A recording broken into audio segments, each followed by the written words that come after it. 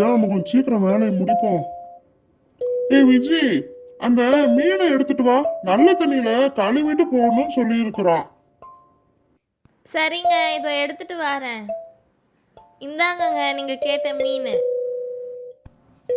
என்னது அப்படியே எடுத்துட்டு வந்துட்ட? கையவே கடிச்சிட போகுது, பார்த்து. நீ இன்னொரு பாத்திரத்துல போட்டுதானே கொண்டு வரணும். இல்லையே, அதெல்லாம் உனக்கு கிடைக்கலையே. நான் வெறும் கையில தான் எடுத்துட்டு வந்தேன். இதோ பாருங்க. உன் கடிக்கலையா? சரி சரி. இந்த பையன் நம்மள ஏமாத்த போட்டானே. இரு இரு, அவனை கவனிச்சுக்குவோம். என்னங்க, மீனெல்லாம் எடுத்துட்டு எங்க போறீங்க?